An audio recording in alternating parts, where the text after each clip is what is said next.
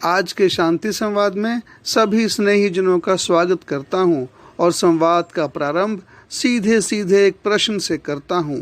आप बताइए, आज भारत की बेटियों का श्रृंगार क्या है? आप बताइए, आज भारत की बेटियों का श्रृंगार क्या है? आज भारत के बेटों का श्रृंगार क्या है? अच्छा, आप ये बताएं, मनुष्य का श्रृंगार क्या है? तुलसीदास जी सीता जी के विवाह के समय में सीता जी के बारे में लिखते हैं, सिय शोभा नहीं जाई बखानी, जगदम्बिका रूप गुण खानी। इस दोहे से स्पष्ट हो जाता है कि सीता जी गुण की खान थी। इस दोहे से स्पष्ट हो जाता है कि सीता जी गुण की खान थी। तुलसीदास जी ने गहने की खान थी ऐसा नहीं लिखा। तुलसीदास जी ने सीता जी गहने की खान थी ऐसा नहीं लिखा। तुलसीदास जी लिखते हैं, सीता जी गहना नहीं, सीता जी गहना नहीं, गोल्ड नहीं, गोल्ड नहीं, गुण की खान थी, गुण की खान थी। अब आप बताएं, यह गुण आता कहाँ से है? अब आप बताएं, यह गुण आता कहाँ से है?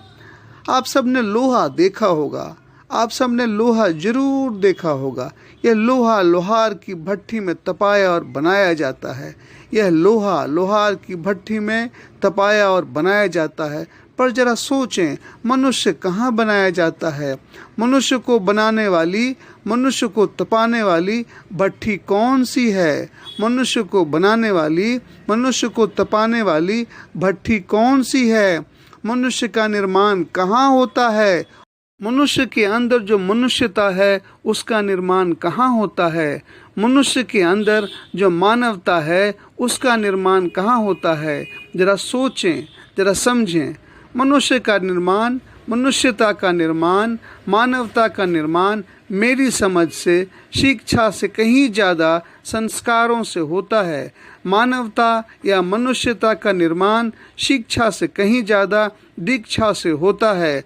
आजकल की रटंत पढ़ाई से मनुष्य कलेक्टर या क्लर्क, चपरासी या चेयरमैन, प्यून या पुलिस, इंजीनियर या डॉक्टर बन जाता है। पर दुनिया इन सब से नहीं चलती, पर दुनिया इन सब से नहीं चलती। दुनिया तो चलती है मनुष्यता से, दुनिया तो चलती है मानवता से, दुनिया तो चलती है संस्कार से, दुनिया तो चलती है दीक्षा से। इसलिए आज की अंग्रेजी पढ़ाई एक ऐसी शिक्षा है जो कूड़ा है, कूड़ा। इसलिए आज की अंग्रेजी पढ़ाई एक ऐसी शिक्षा है जो कूड़ा है, कूड़ा, जिसे पढ़ करके, जिसे रट करके आप डॉक्टर, कलेक्टर बन सकते हैं। पर वह डॉक्टर, वह कलेक्टर जिसका कैरेक्टर ठीक नहीं हो, वह कलेक्टर जो करप्ट हो, उस पढ़ाई का क्या फ़ायदा? उस शिक्षा का क्या फ़ायदा? आज देश में भ्रष्टाचार है। इसकी वजह ही है कि देश में संस्कार नहीं है। अंग्रेजी शिक्षा है पर भारतीय दीक्षा नहीं है। आप इस बात को बार बार सुने और इस बात को आप बार बार समझने की कोशिश करें। अंग्रेजी शिक्षा है पर भारतीय दीक्षा नहीं है। अंग्रेजी शिक्षा है पर भारतीय दीक्षा नहीं है। इसलिए लोग क्लर्क, कलेक्टर, डॉक्टर तो बनेंगे, इसलिए लोग क्लर्क, कलेक्टर, डॉक्टर तो बनेंगे, पर लोग करप्ट होंगे, पर लोग करप्ट होंगे, लोग घूसखोर होंगे। मौका पाते ही देश को, परिवार को, नाते को, रिश्ते को बेच डालने वाले होंगे। सिर्फ इनको रुपया का लालच दो और यह कुछ भी करेंगे रुपए के लिए। सिर्फ इनको रुपए का लालच दो और ये कुछ भी करेंगे रुपए के लिए। इसलिए आज की शिक्षा व्यवस्था में ही कमी है, आज की शिक्षा व्यवस्था में ही खोट है। आज की देश की शिक्षा व्यवस्था ही देश को करप्ट और कैरेक्टरलेस बना रही है। आज की देश की शिक्षा व्यवस्था ही देश को करप्ट और कैरेक्टरलेस बना रही है। देश को आज शिक्षा के साथ दीक्षा, देश को आज शिक्षा के साथ संस्कार की भी ज़रूरत है। देश को आज शिक्षा के साथ दीक्षा, देश को आज शिक्षा के साथ संस्कार की भी ज़रूरत है, जिससे लोग डॉक्टर, इंजीनियर, क्लर्क, कलेक्टर जो भी बने, लेकिन करप्ट और कैरेक्टरलेस नहीं बने, चरित्रहीन नहीं बने, चरित्रवान बने, चरित्रहीन नहीं बने, गुणवान बनेंगे। यह गुण आता कहाँ से है? लोग गुणवान बनते कैसे हैं? आज़ादी के पहले की भारतीय शिक्षा व्यवस्था संस्कार और दीक्षा आधारित थी। इसी वजह से देश में महात्मा गांधी, सरदार पटेल, बाल गंगाधर तिलक, लाला लाजपत राय, शहीद भगत सिंह और शहीद चंद्रशेखर आज़ाद जैसे लोग पैदा होते थे। आज़ादी के बाद देश में कोई शहीद भगत सिंह या शहीद चंद्रशेखर आज़ाद पैदा क्यों नहीं होते?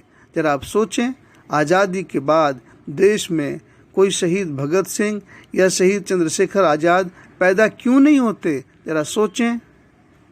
इसलिए समझना जरूरी है कि बेटियों का श्रृंगार गोल्ड या गहना नहीं, बल्कि बेटियों का असली श्रृंगार उनका गुण है। बेटों का भी असली श्रृंगार उनका चरित्र है, उनका संस्कार है। चरित्र और संस्कार के बिना घर, परिवार, गांव और देश सब के सब बेकार ही होते हैं। चरित्र और संस्कार के बिना घर, परिवार, गांव और देश सब बेकार के बेकार ही होते हैं। अगर चरित्र और संस्कार नहीं रहे तो आपको करप्ट और कैरेक्टरलेस बनने में 1 मिनट भी नहीं लगेगा। आप पल भर में चरित्रहीन और कैरेक्टरलेस बन सकते हैं। बेटी का श्रृंगार क्या है? बेटे का श्रृंगार क्या है? अब तो आप थोड़ा बहुत समझ गए होंगे, पर अब बताएं देश का श्रृंगार क्या होता है? देश का श्रृंगार क्या होता है? देश का श्रृंगार देश की वे गौरव गाथाएं होती हैं। देश का श्रृंगार देश की वे गौरव गाथाएं होती हैं जिनसे देश सुंदर, मजबूत और खुशहाल बनता है। अपने देश भारत का श्रृंगार करने के लिए अगर आप एक माला बनाएंगे तो उस माला में उन वीर सपूतों का नाम जरूर जुड़ेगा जिन्होंने निस्वार्थ भाव से त्याग करके, यातनाएं सह के, बेड़िया पहन के भारत के लिए अपना सब कुछ कुर्बान कर दिया। यहाँ तक कि फांसी के फंदे पर भी हंसते हंसते चढ़ गए। देश को आज़ादी दिलाने के लिए बहुत से वीर सपूतों को जो यातनाएं दी गई, उन्हें पढ़कर रोम रोम सिहर उठता है। पर यही कहानियाँ, यही गौरव गाथाएं, यही महान चरित्र आज हम सबके प्रेरणा के स्रोत हैं। काला पानी की कहानी भी उन वीर सपूतों की कुर्बानी की कहानी है। आइए पहले हम सब उन शहीदों को नमन करते हैं जिनकी वजह से हम आज़ाद हैं, और अब मैं सीधे उनकी कहानी प्रारंभ करता हूं जो हम सबको जाननी चाहिए और जिनसे प्रेरणा लेकर हम सब भी अपने देश को एक खुशहाल देश बनाने में अपना योगदान दे सकते हैं। अब ध्यान से सुने। बंगाल के अनेक षड्यंत्रों से संबंधित थे ज्योतिष चंद्र। जब से वह काला पानी आए, उनके साथ पशुवत व्यवहार होते रहे। एक बार जेल के कुछ बंदी हड़ताल पर थे। जेल अधिकारियों ने ज्योतिष को परेशान करने के लिए उनका भोजन उनकी कोठरी में रखवा दिया। कोठरी क्या थी? साक्षात नरक। मलमूत्र की दुर्गंध चारों ओर फैली थी। मक्खियां भिनभिना रही थीं। ज्योतिष ने वहां रखा खाने से इनकार कर दिया। इस पर बारी ने उन्हें गालियां दी और बूट से ठोकर मारकर गिरा दिया। ज्योतिष बहुत ही भावुक हृदय के व्यक्ति थे। उन्होंने इस अन्याय के विरुद्ध खाना ही छोड़ दिया और आमरण उपवास की घोषणा कर डाली। धीरे धीरे शरीर कमज़ोर होने लगा। आंतों से खून गिरने लगा। दृष्टि भी कमज़ोर हो गई, नज़रें भी कमज़ोर हो गईं, और एक समय वह भी आया जब ज्योतिष सचमुच पागल हो गए। उन्हें पागल खाने में भर्ती करवा दिया गया, जहां पहुंचने के कुछ ही दिन बाद ज्योतिष हमेशा के लिए जाते रहे। जेल में पागल होने वालों की संख्या कम नहीं थी।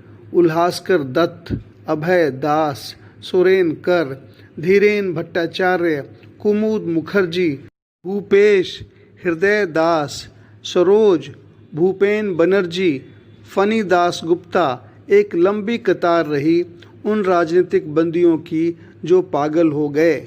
इनमें उल्हासकर दत्त का नाम विशेष रूप से उल्लेखनीय है। वह मानिक टोला षड्यंत्र केस से जुड़े थे।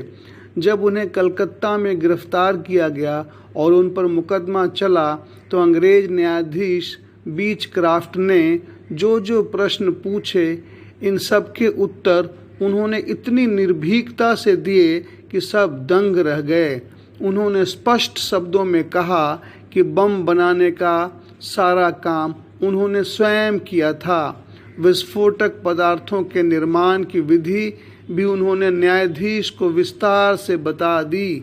आप जानते हैं, आप जो वक्तव्य दे रहे हैं इसका क्या परिणाम हो सकता है? जज बीचक्राफ्ट ने पूछा। जी हाँ, मैं जो भी कह रहा हूँ वह सोच समझ कर कह रहा हूँ। मैं नहीं चाहता कि आप मुझ पर जरा सा भी दया दिखाएं। मैं शान से मरना चाहता हूँ। मैं शान से मरना चाहता हूँ और चाहता हूँ कि मेरे मरने के बाद मेरे साथियों को किसी परेशानी का सामना न करना पड़े, और मैं चाहता हूँ कि मेरे मरने के बाद मेरे साथियों को किसी परेशानी का सामना न करना पड़े। पहले फांसी की सज़ा सुनाई गई, परंतु बाद में उसे आजन्म काला पानी की सज़ा में परिवर्तित कर दिया गया। पूरे 12 वर्ष वह काला पानी की यंत्रणाएं सहते रहे। पूरे 12 वर्ष वह काला पानी की यंत्रणाएं सहते रहे। अपने संस्मरणों में उन्होंने लिखा है, मुझे कोल्हू पर जोता गया बैलों की तरह, मुझे कोल्हू पर जोता गया बैलों की तरह। दिन भर गोल दायरे में निरंतर घूमते कोल्हू को खींचना कितना कष्ट साध्य है। भारत में बैल सारे दिन में 18 पाउंड तेल मुश्किल से निकाल पाते हैं, परंतु वहाँ भूखे रुग्ण कैदियों से 37 पाउंड तेल तक निकलवाया जाता। घानी में 3 आदमी एक साथ जोते जाते। कोल्हू का हत्था हाथ में पकड़कर या कंधे पर धरकर चलना ही नहीं, दौड़ना भी पड़ता। कोल्हू का हत्था हाथ में पकड़कर या कंधे पर धरकर चलना ही नहीं, दौड़ना भी पड़ता। गति में कुछ भी कमी आई नहीं कि अफसर का सोंटा नंगी पीठ पर आ पड़ता। गति में कुछ कमी आई नहीं कि अफसर का सोंटा नंगी पीठ पर आ पड़ता। यदि इस प्रकार से भी कैदी सचेत न होता तो कोल्हू के डंडे से उसके हाथ पैर बांध दिए जाते और उसे दौड़ने के लिए विवश किया जाता। यानी बंधा हुआ आदमी जमीन पर घिसटता चला जाता, जिससे सारा शरीर बुरी तरह छिल जाता, लहू लुहान हो जाता। यानी बंधा हुआ आदमी जमीन पर घिसटता चला जाता, जिससे सारा शरीर बुरी तरह छिल जाता, लहू लुहान हो जाता। इस प्रकार दिन भर कोल्हू घुमाकर शाम को थक कर चूर होकर कोठरी पर आते तो लगता सुबह जीवित उठ भी पाएंगे या नहीं। इन अमानवीय स्थितियों को सह पाना उल्हासकर जैसे भावुक व्यक्तियों के लिए संभव नहीं था। उनका मानसिक संतुलन बिगड़ गया। इस स्थिति में भी आसपास के कैदी रोज उल्हासकर की चीखें सुना करते थे। असल में जेल के डॉक्टर उन्हें बार बार बिजली के झटके लगाया करते थे, यह देखने के लिए कि कहीं वह बहाना तो नहीं बना रहे हैं। सारी रात उन्हें पागलपन के दौरे पड़ते रहते।